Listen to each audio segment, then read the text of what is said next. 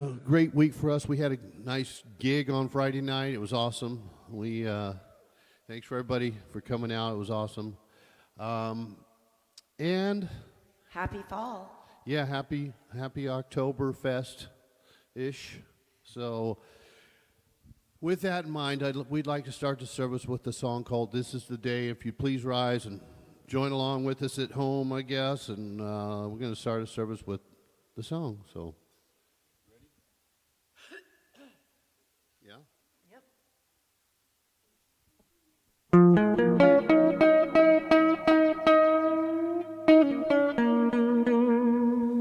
This is the day that the Lord has made. I will rejoice and be glad in it. Sing with me. This is the day that the Lord has made. I will rejoice and be glad in it. This is the day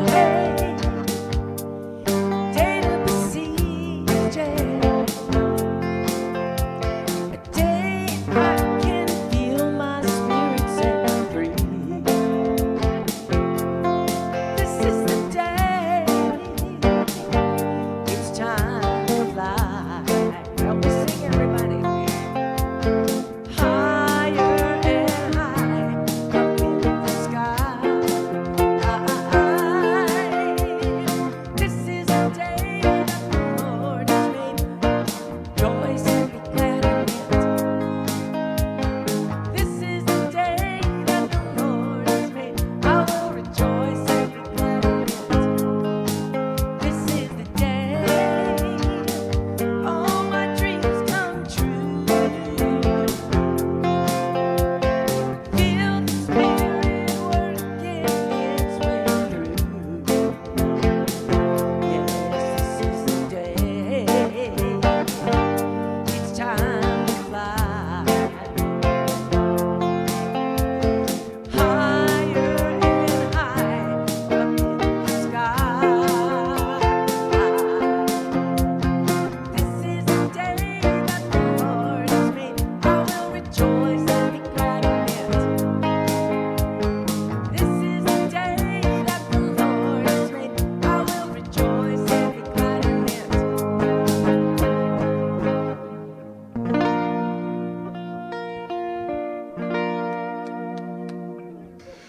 All right, good morning. And welcome to West Valley Center for Spiritual Living. My name is Reverend Clyde Goings. I'm the assistant minister here.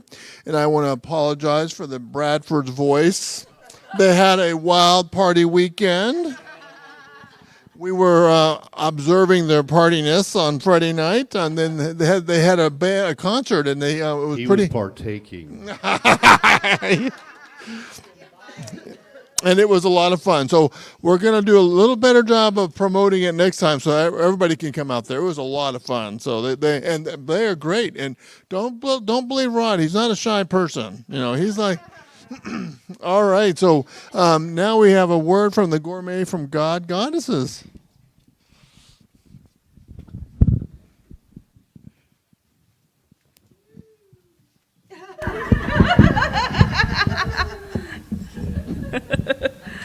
Oh, goodness. Oh, boy. Okay. Hello again. I'm Julia Honeychild, the gourmet goddess, and I'm here joined today by my dear friends Lydia Baste Your Own Fish and Jacques Pepino. Today we will finally enjoy our beef bourguignon. That's right, Julia. I'm excited for your stew, and I'm excited to wrap up the Gourmets for God auction as well. Today is the last day to bid. I can't believe it's here already.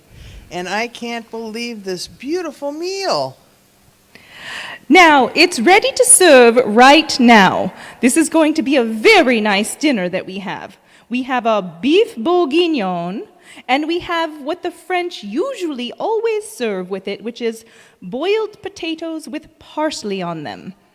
And we have a nice green salad of romaine, and as always, the usual French bread. You're going to see French bread on all these meals because the French always have bread at them. And you're going to see some fun at all the meals up for auction. There's a movie lover's delight, some storytelling in the park, and even something for the book lovers. So many events, so little time left. And remember, today is the last day to bid. Get over to Papke Hall and make sure you bid on make sure your bid is the highest for your event. And also, we have a red wine. This is the same wine we used for the cooking. It's a very nice wine. But if you have lots of money, you can buy a fine Burgundy, except with a beef stew like this, you don't use one of the terribly expensive Burgundies. You just use a young, full-bodied wine, because if you had a very old, delicate wine, the stew, being very robust, would kill the wine. And when you're serving wine, you want to think of how it goes with the meal. You don't need lots of money to bid on these events. That's an event for every budget. Like Cheryl's Custom Brownies, we just love seeing the variety and so many options. And of course, today is the last day to bid. There are only a certain number of spots available for each event, so make sure your bid is one of the highest so that you can get in.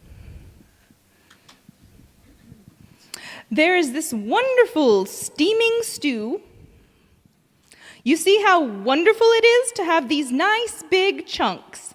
Now, if I had bought those little tiny cat food pieces of meat, I think everyone would have been mad and thought I was cheating them. And with these big chunks, it really looks like something.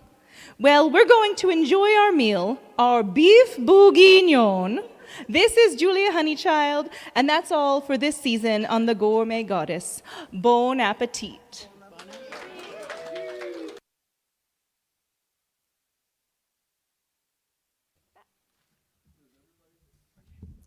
Does everybody know what today is? All right. Thank you, Gourmet for God, Goddesses. Another great job this year of doing our fun food fundraiser. So now we have the bids, and then we start getting to enjoy all the different meals. So please go into Papke Hall and place your final bids for today. All right, our quick announcements. Number one is we have our Sound Bowl healing next weekend, which is the fourth Sunday of the month. So please bring a friend, invite them to enjoy this beautiful experience with with Dr. Kay Fontana. We also have next Sunday is going to be Halloween coming up. So it's Halloween dress up day. So everybody dress up in their favorite costume. So please join us for that. And then on the first Sunday, we've moved it now, so we're going to start the drumming circles. So Reverend Susan is ready to do the drumming circles again, and so we're going to start it on the first Sunday, which is going to be November the 2nd, after service. So please join us, stay for the drumming circles after service on November 2nd. So all of this information is on our website, wvcsl.com, and Julie has one more announcement.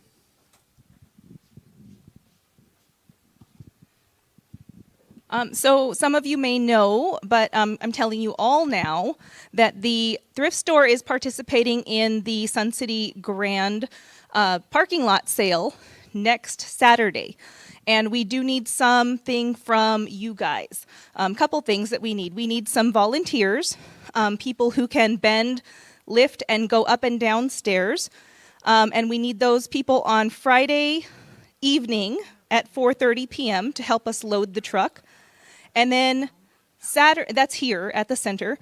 And then Saturday, very early in the morning, at the sale location, we need you there at 5 a.m. to help us set up. There's another option to help us clean up at 10:30 a.m.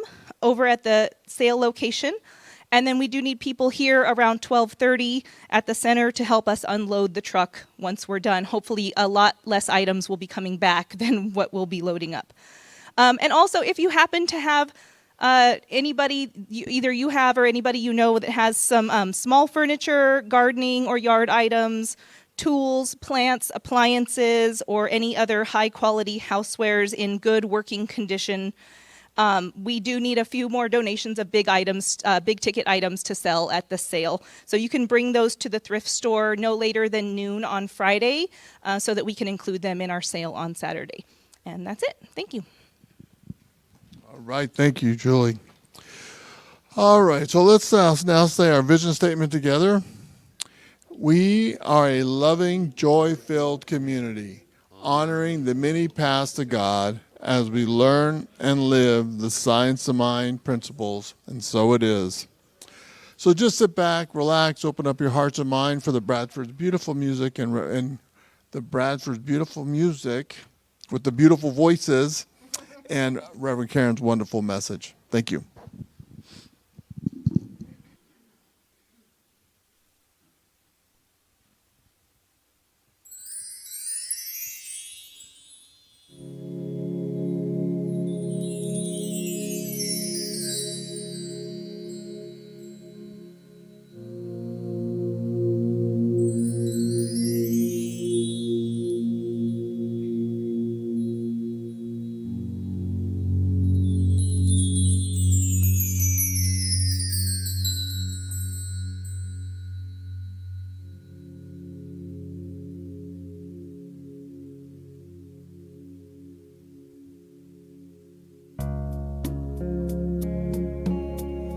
So just take a deep breath and relax as we move within.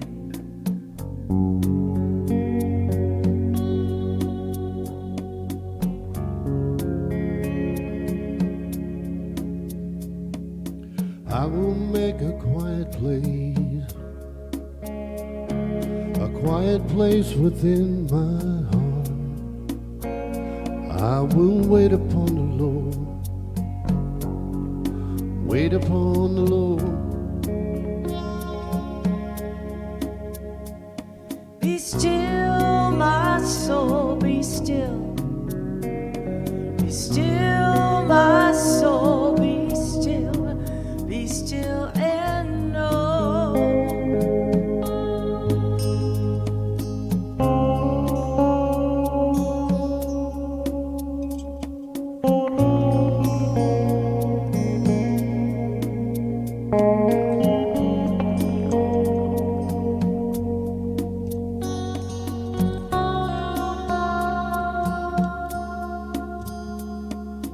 I will make a quiet place within my mind. I will wait upon the Lord, wait upon the Lord. Be still, my soul, be still. Be still, my soul, be still. Be still and know. I will make a quiet place within my life. I will wait upon the Lord, wait upon the Lord.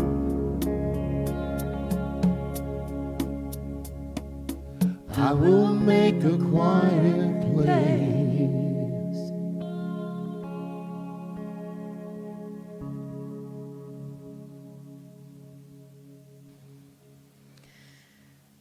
Let's just settle into this moment here at West Valley Center for Spiritual Living, the place where God resides, that God, that sweet spirit, the essence of love and joy, perfection, peace, and all that is good.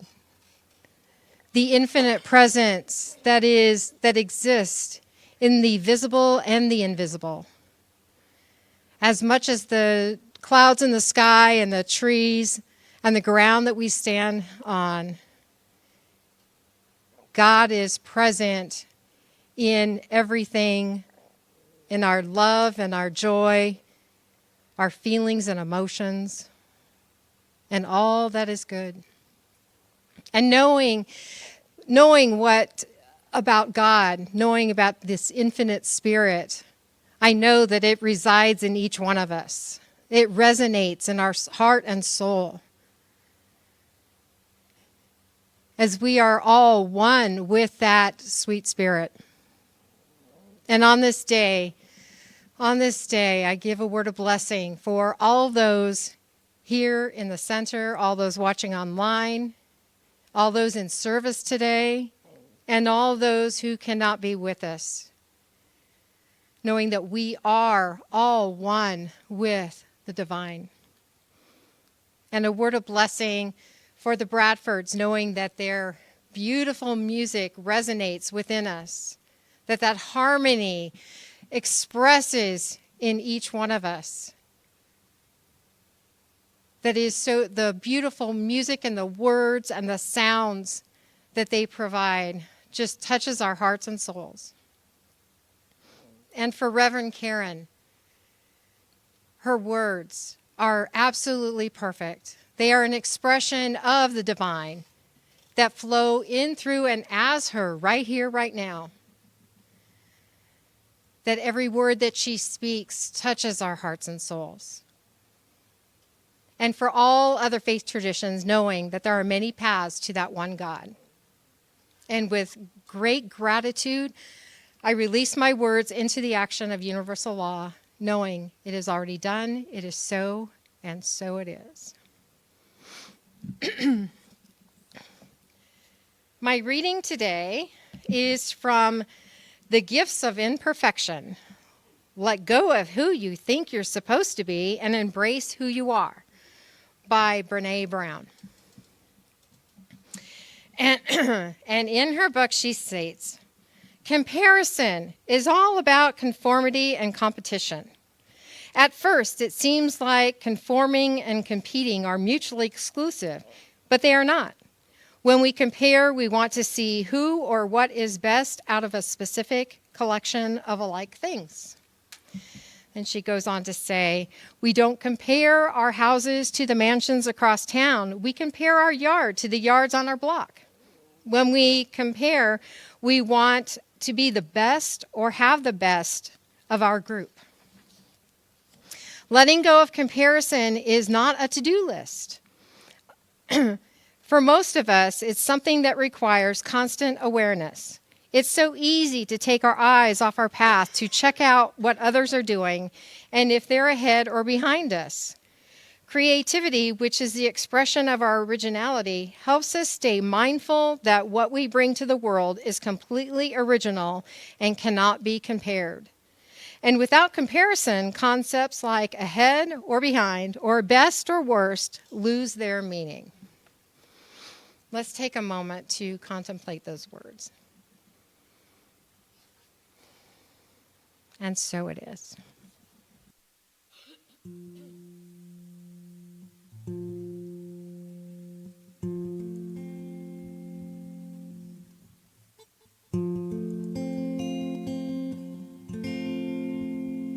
It's not that easy being green, having to spend each day the color of leaves, when I think it could be so much nicer being red, yellow, or gold, or something much more colorful like that.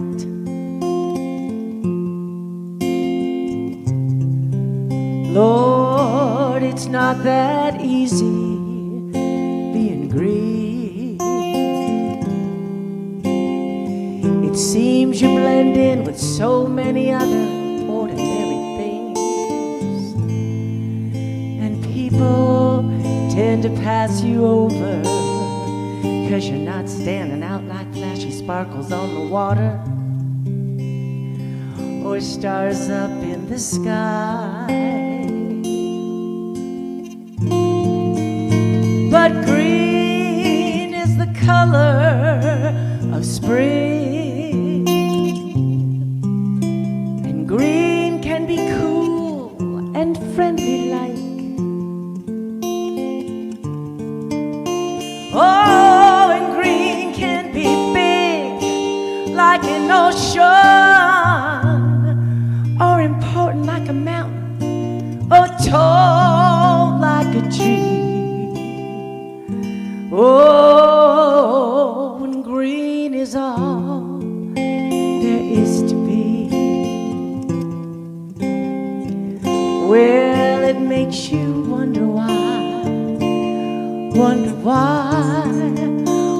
why I'm green, and it'll do fine, 'cause it's beautiful, and I think it's what I want to be.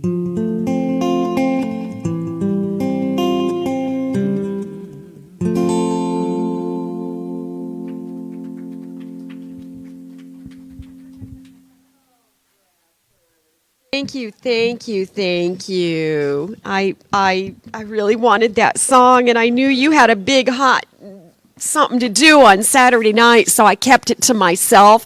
I had planned to deliver this message many months ago, and then my schedule changed, and before then I had asked her to learn this song, and I found it. Whose version did I like of it? Ray Charles, and that's the one you just did, isn't it? Oh my gosh, it was so good. Thank you. I feel special, just like Kermit wanted to feel. Good morning. Welcome to the West Valley. I'm Reverend Karen Rice, and I'm really happy to be here. This is a Sunday message that I've been wanting to give kind of all year, and I think it's just such a delicious topic for a Sunday morning and an interesting way to sort of show off some of the spiritual skills that we teach at this center.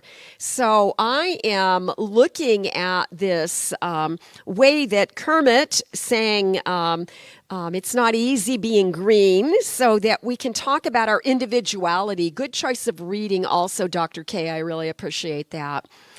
And my inspiration for creating a message such as this came when I read Dr. Ernest Holmes' quote where he said this, and I want you to imagine he's speaking directly to you. You are a wonderful person in your own right. Life has set a unique stamp of individuality upon you. No one else can take your place in the scheme of things. And so I love that idea that there are times where we look at our individuality, and instead of feeling like we're not good enough, I thought it was interesting in that Brene Brown quote that you just read, that she said, we don't compare ourselves to the people that live in the mansion on the other side of the town, but we sure do compare ourselves to our neighbors. And so what is that? And how can we flip that around by appreciating each of us is uniquely created and made in this really special way? The quotation that I just read and the one I'm about to speak about is actually comes from when Dr. Ernest Holmes, the founder of this teaching, when he had a radio show in the 1950s. And so there were these little 15-minute segments, which was quite common on the radio. The soap operas, do you know they started in 15-minute increments? You'd only get 15 minutes a day of As the World Turns. I used to have an auntie that would say, oh, look, I gotta go. My story is about to come on. She always called the soap operas her stories. So it was common, so TV was just getting popular in the 50s, and it was common that families would listen to these little 15-minute snippets, or they'd listen to sports. I know my dad always had the radio on, listening to baseball. And this particular broadcast that Ernest Holmes did was called This Thing Called Life, which has made me wonder. We always talk about the different nature of the writing of those two books, This Thing Called Life and This Thing Called You. And that the tone of his voice is just a little bit different, and it's made me wonder if they didn't take those from transcriptions from those little radio tidbits that Holmes used to do once.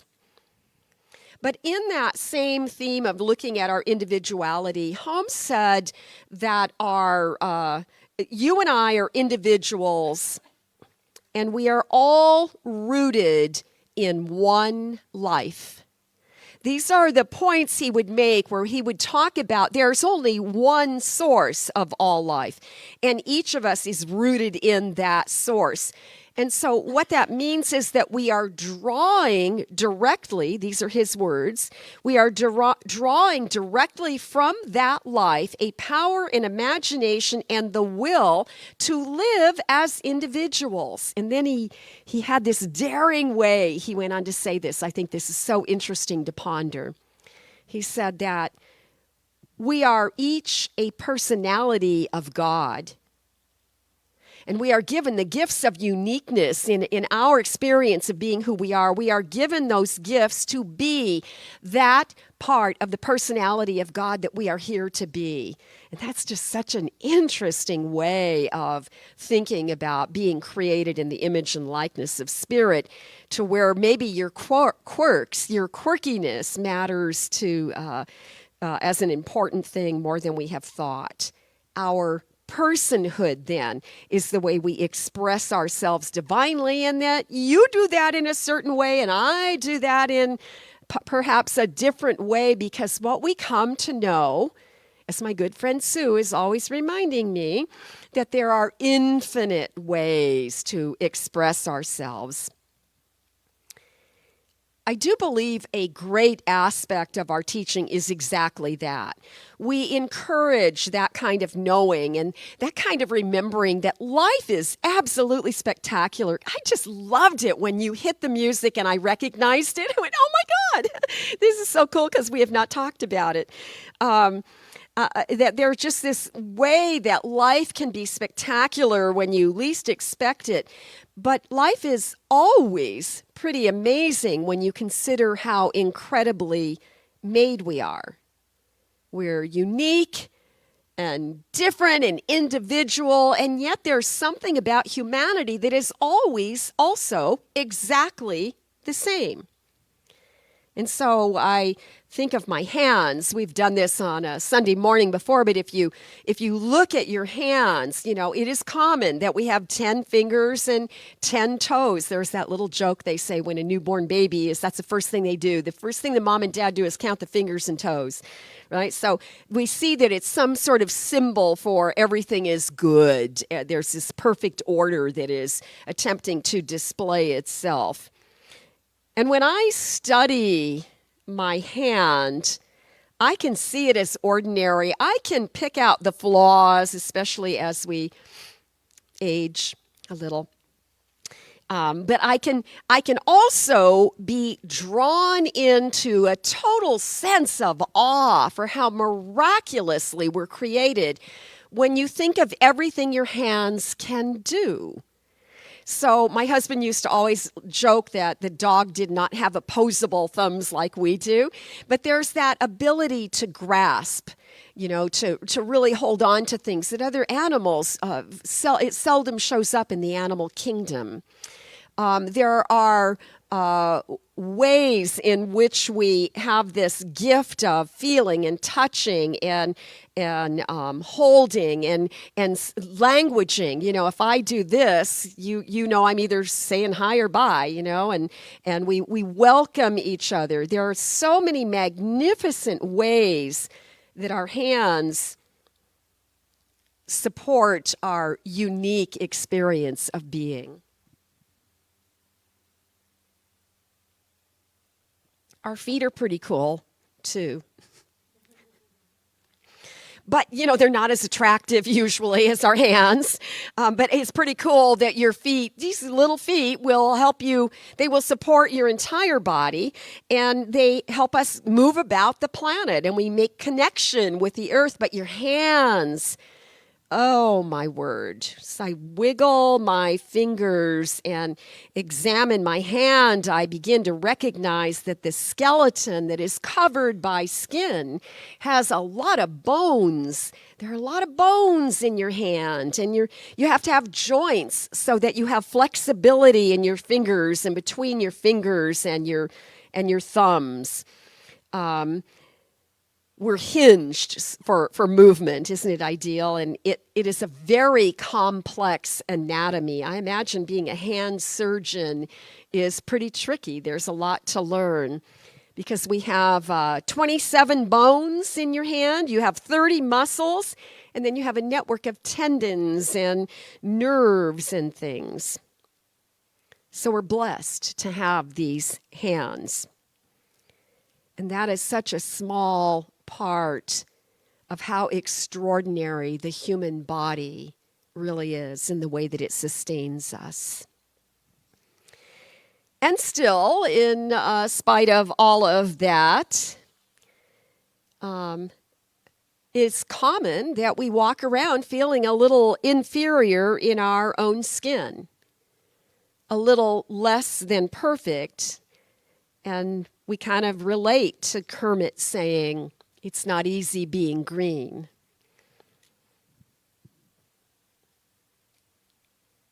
My children were all born in the 70s.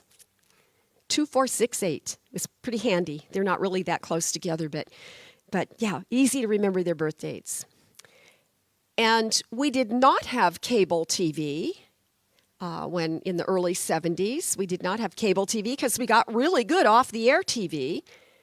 But the Muppets, or Sesame Street, was not on a network channel.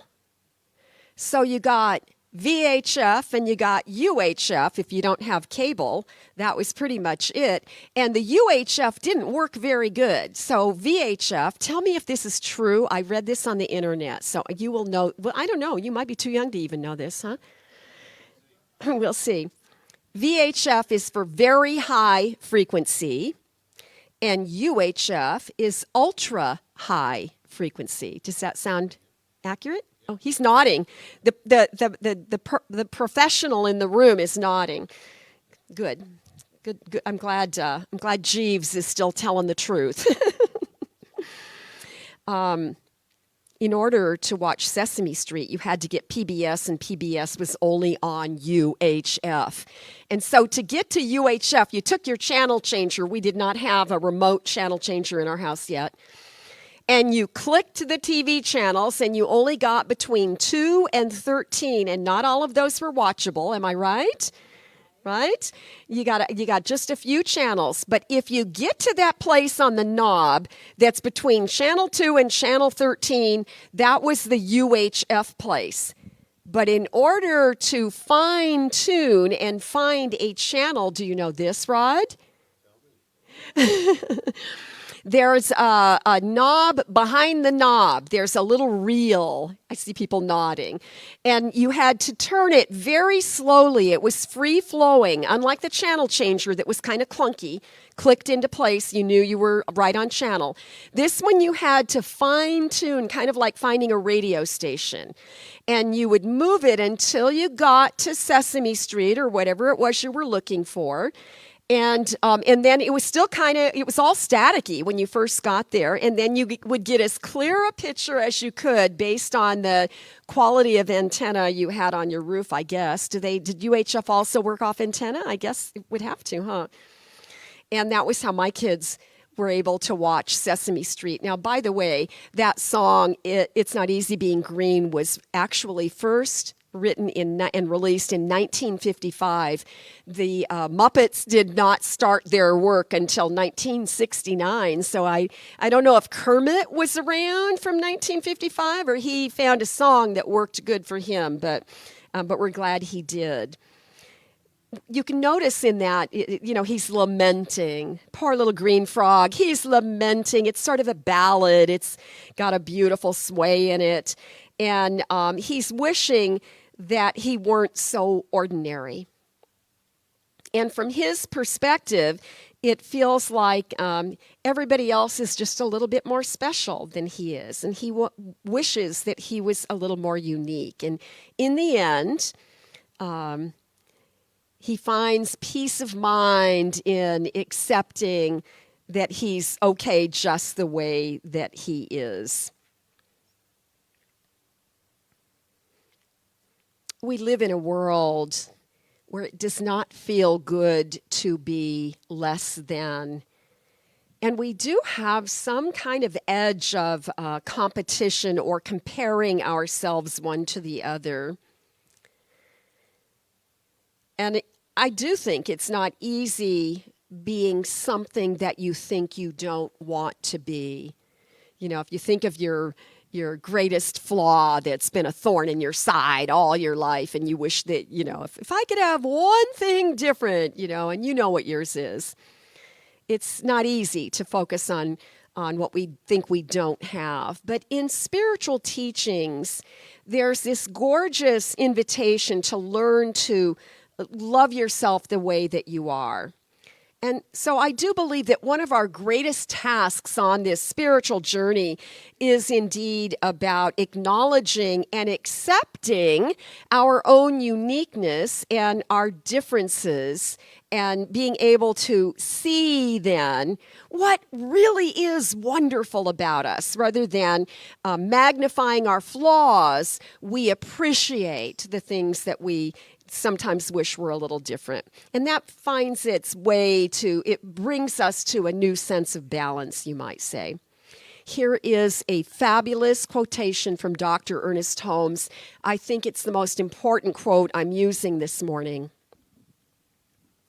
He said, "One of the greatest lessons of life is to learn to be yourself. To have confidence in the high impulses that come to you, and for you to know that a power greater than you are has willed you to be a little different from all the rest." Isn't that a great twist at the end? The power that's greater than you are has willed you to be a little bit different than all the rest. So I would just say, you know, let's quit trying to explain ourselves in those moments where we feel misunderstood or we don't feel heard, because no amount of explaining is going to convince anybody of something they're not able to see already. And instead, let us just love ourselves so richly and so purely that those things then don't matter to us as much. Because when we can learn to love ourselves, we can love each other in even greater degrees. Dr. Holmes also said, you know, there was a radio show. Oh, I said that, didn't I? The radio show, in his 15-minute radio show, he used this illustration, and I like it very much, that if 1,000 artists painted exactly the same landscape, no two would be alike. Now, in a way, that's easy to understand. If you've ever taken a painting class where a lesson where everybody in the class is doing the same thing, you already know yours doesn't look like everybody else's. And you see all the flaws in your own work, but you don't notice everybody else's flaws. It's sort of an interesting thing. I took a class once where we went to lunch and the teacher switched our paintings around. So when you came back, you were sitting down in front of somebody else's painting, but you didn't know it. And then she corrected the movement. But it was very enlightening to see how hard we are on ourselves as opposed to how we give other people a little more credit. So if 1,000 artists painted the same landscape, you would not see any two of them. It would be impossible for them to be exactly the same. And when Holmes inquired as to why, or when he wrote about why that's true, he said this. Hear these words. This is good. Something on each of their canvases is going to be different than others.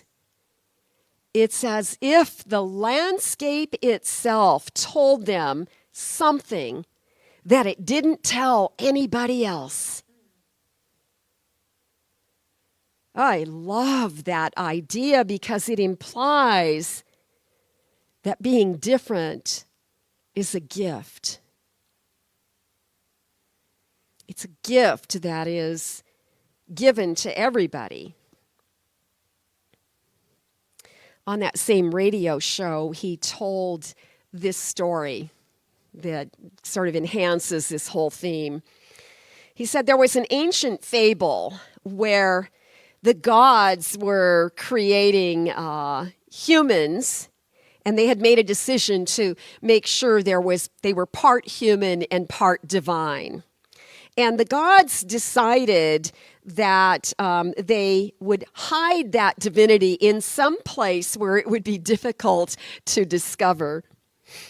And so they put their heads together. They're doing all this consulting among themselves. And one of the gods says, I know, we should hide it in the air. We should hide humanity's divinity in the air. They'll never think of looking in the air. And then another one of them said, no, that probably won't work because someday they're going to perfect a machine and it's going to fly through the air and then they're going to discover it. And then everybody will know that it's there. So they think some more, and then one of the other gods then jumps in and says, I know, instead of the air, what if we hid their divinity at the bottom of the sea? And they think about that for a minute, and then finally one of them goes, no, we have given them so much creativity and so much imagination that someday they're going to invent a machine that will explore the depths of the ocean, and then everybody will have it, and it won't be the same. Another one suggested they bury it in the ground somewhere, and another one said, no, they're just going to bore holes in the earth and they'll find it. That's not challenging enough either. And so they discussed this, and after much discussion, they all agree the best place to hide human divinity is the only place where we would look, but we wouldn't notice it. We wouldn't really see it. It would be deep within our own self. And so the God said, well, they will always be looking outside themselves. They will never think to look right where they are. They'll never realize they already have it. So, my friends, we have been left alone to discover, as all the great spiritual sages say again and again, we have been left alone to discover our own truth by ourselves. But always, each and every one of us has within us an urge. We don't necessarily know what it is. We can't always describe it. It's just like, I want a little something more. And that's what that urge is. It's the divinity calling us to be containers so that truth, those deeper divine truths, can be revealed. They can emerge in the way that we're living our lives. I recommend that we look at those times where we're having that, if only life were a little bit different. I think the if only moments are the perfect ways for us to acknowledge that urge within us that desires to be revealed. If only I had a little more money. If only I looked a little bit different. If only my spouse were a little bit different, right? So we each have our own list of if onlys, but I do believe that urge is that divine urge. It's pushing us to discover that something special that is in us. So anytime we feel there's anything lacking or limited, it's just that urge. Think of it as that urge, and there's another way of perceiving what you're going through in that very moment. So to revisit those fabulous words from Ernest Holmes, one of the greatest lessons of life is to learn to be yourself. For a power greater than you are has willed you to be a little different from all the rest. Every day is a big discovery day in one way or another. Often for me, it's discovering where I moved something because I thought it was going to be a better location.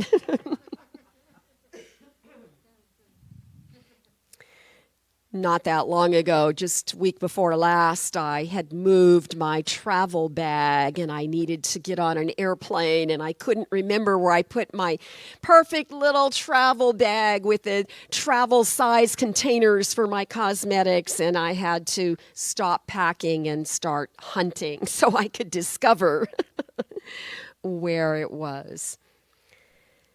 So it's true, it's often easy for us to feel like we're not quite living the way we should be living, right?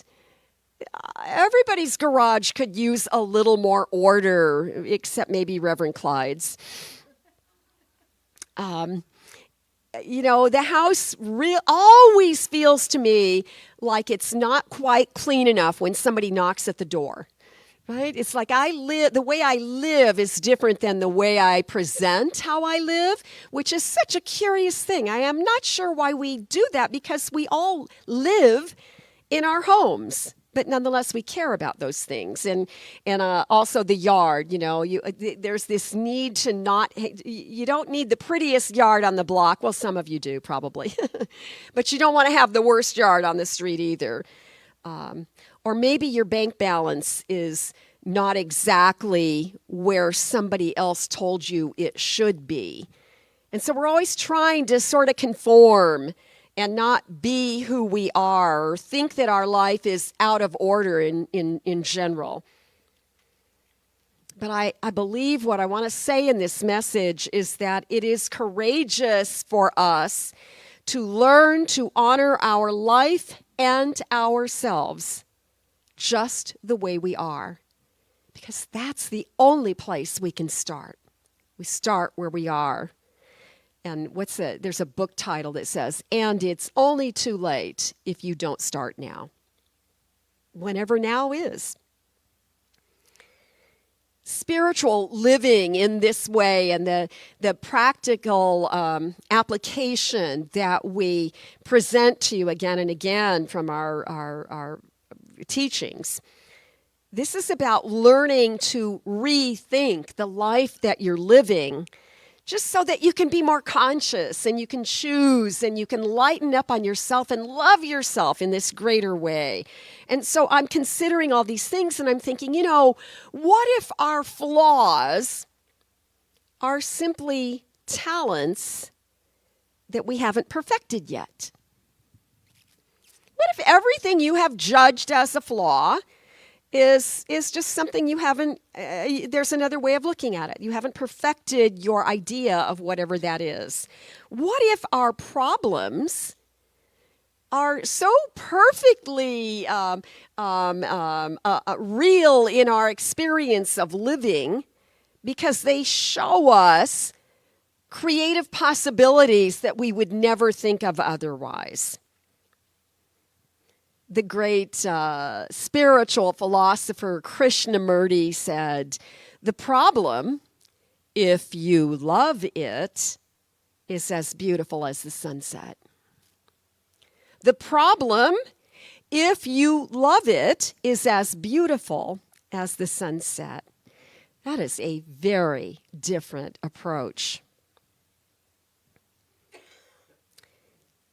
To be okay with what seems problematic in our lives is something that can ease the way, so that when we get up and use our feet to move about the planet, we can ease on down the road and have a lighter experience in our living. And never forget, there is a spiritual solution to absolutely every seeming limitation. There is a spiritual solution to every seeming limitation. And sometimes it's just another way of looking at what's right in front of you, or remembering what's true within you. There are some religious traditions that have said that Jesus was the only perfect human. But I love that in New Thought, it's universal in New Thought, in all the New Thought teachings, We don't say that. We say that Jesus was not the exception, but Jesus was an example of how we can live our lives in union with both our humanity and our divinity. It's what he meant when he spoke to the idea of the Father and I are one. So in New Thought, we give credit to Jesus as a man that is recorded as walking in the planet and bringing a very good message. He figured out how to do that. But not to be the exception, just to show us that there's another way. Now, I like the work of Carl Jung. Carl Jung is considered one of the most influential psychologists in the 20th century. And when we go to seminary, there's a whole bunch of us in here that have done that. We study depth psychology, and it is the work of Carl Jung, who was genius in blending the spiritual and the psychological in a gorgeous way, so it's useful to us to understand how the mind works. And Jung said in such a gorgeous way that not only Jesus, but all the parables and all the books of the Bible give us these archetypal examples. So Jesus is an archetype or a symbolic representation of our potential for wholeness. See, that's our whole theme. Wholeness is the entire theme of basically of every faith, but we teach it in a very bold way that if you are not standing in the truth of your wholeness and you're not allowing that perfection of your divinity to express in your life, then you have separated in one way or another. And that's what illness is. That's what our problems come to teach us. So in the words of Carl Jung, he said this: Jesus was not the exception, but the great example. And by the way, I always thought Ernest Holmes said that. I always think I'm quoting Ernest Holmes when I use that quote, but it's been said long before. And the whole point of the life of Jesus was that we could become ourselves in the same way that he became his self. His life served as an example of how to achieve individuation, to become integrated with your own psyche, and Jesus did that.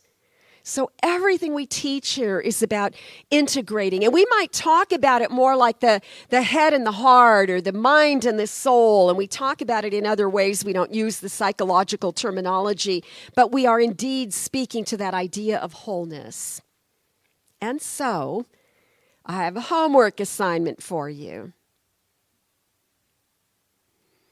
Something you can take away today. You have 10 fingers, most of us. You have 10 fingers and 10 toes. We did have a friend who had lost an arm in an accident, and he had a wonderful prosthesis that looked like a hook, and he used to go, "Hey, Karen, you can't do this," and he'd be barbecuing, and he'd pick up like a briquette, a flaming briquette with his prosthesis. Or one time he had a bee on his arm, and he went, "Hey, watch me, you can't do this," and he used his prosthesis to throw the bee off his arm. It was very funny. He's always bragging he had talents we didn't have. But most of us have 10 fingers and 10 toes, and I would just remind you, I love that song by Jewel where she's saying, hands, hands. These are my hands. These are not your hands. And I am never broken. Every time I hear that song, it brings tears to my eyes. These are my hands. They're not your hands. I'm a little bit different, and you're a little different from me. And I'm not broken, and you're not broken. We just have different styles and ways and ideas and perspectives. So you got 10 fingers, and you got 10 toes, and we got 10 commandments, and Bo Derek was the perfect 10. And we understand that there is that symbolism of perfection that comes with that number 10. Use your fingers to remind you that. Have you ever thought of this? 1 plus 2 plus 3 plus 4 equals 10. Pythagoras, the great philosopher and mathematician, Pythagoras declared that 10 was a perfect number. So contemplate your own perfection this week. Use your fingers, use your toes. Let it remind you of the miraculous nature of life. Keep in mind that with your fingers we communicate. We can grasp things, we can touch each other, and we can also feel. There is no end to what our hands, our miraculous, beautiful hands, can do. So take some time this week to remember to give thanks for how beautifully made you are.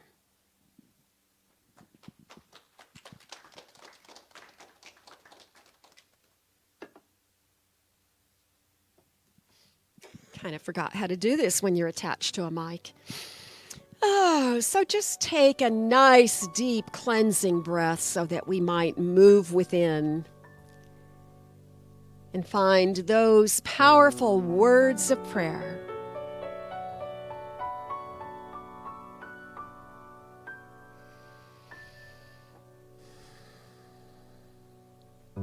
It is an indwelling presence to which we turn.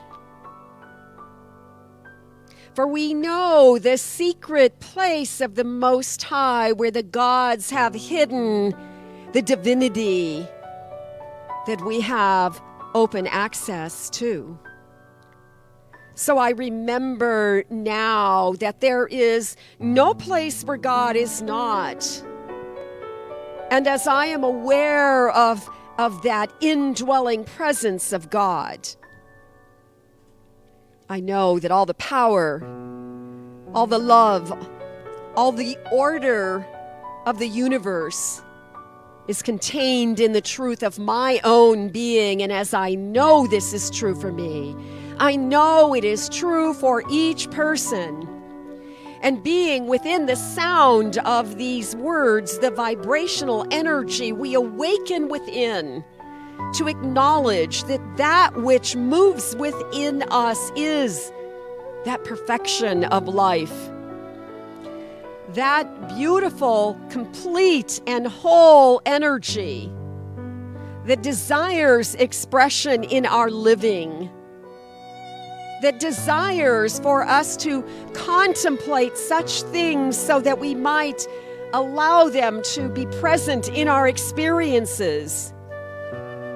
We become aware in this moment of how incredibly our bodies are created in the image and likeness of the perfection of God.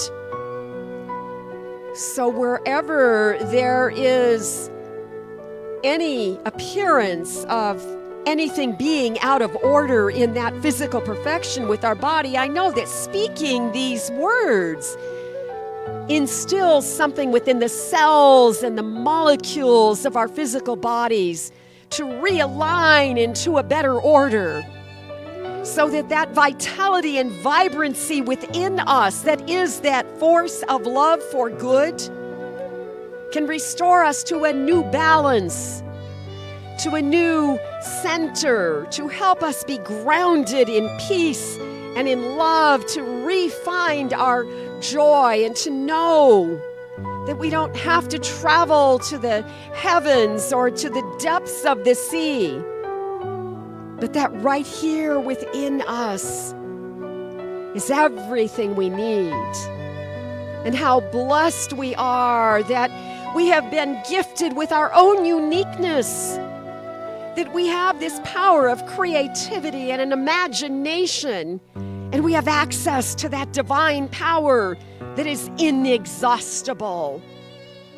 So as we open ourselves to a new relationship with the flow of this abundant life, we can feel that sense of being the container to receive all the good, the givingness of God that is here today, streaming into our minds, into our lives, into our physical bodies, augmenting our well-being, expressing that perfection, and allow us to have that sense of feeling healed and whole and illuminated with that divine love. So I say thank you, God. Thank you, life. Thank you, Holy Spirit, for this is the day that God has made, and I pronounce that it is good. And in that spirit of gratitude, I simply release these words into the law. For that is the omni-action of life itself. And I know it is done. And together we say, and so it is. Amen. Amen. Grateful, grateful, grateful for all the love that I have. I am so grateful, grateful, grateful for all the love that I have. Everywhere I look and every face I see, His love reflected shines back to me.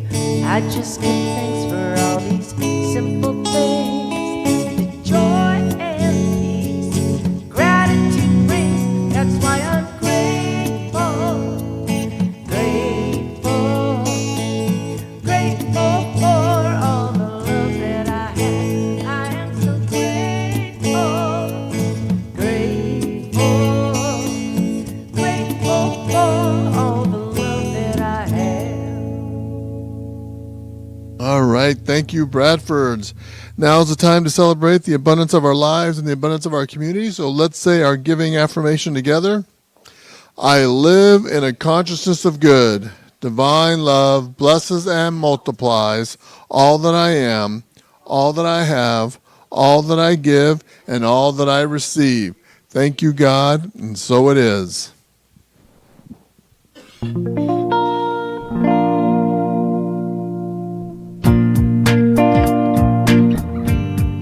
Please rise for our last song and help me sing it. Oh, oh, oh, it feels so good to be alive. Sing with me.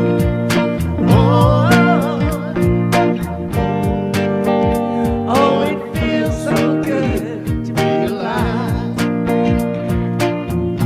I ain't thinking about my problems. I'm living now. I'm living now. And I ain't gonna worry about the future. I'm living now. I'm living now. So put your hands up if you feel like having a good time. Put your hands up if you're sharing love with all. Raise your cup if you're hopeful for tomorrow. Put your hands up if you're ready to have some fun and sing it. Oh, it feels so good to be alive. Oh, it feels so good to be alive. Feels good, don't it? Feels good, don't it? Only got one life, live in the moment. Feels good, don't it? Feels good, don't it? Only got one life, live in the moment. Feels good, don't it? Feels good, don't it? Only got one life, live in the moment. Feels good, don't it? Feels good, don't it? Only got one life, live. Oh, it feels so good to be alive. Oh, oh, it feels so good to be alive. One more time. Oh, Oh,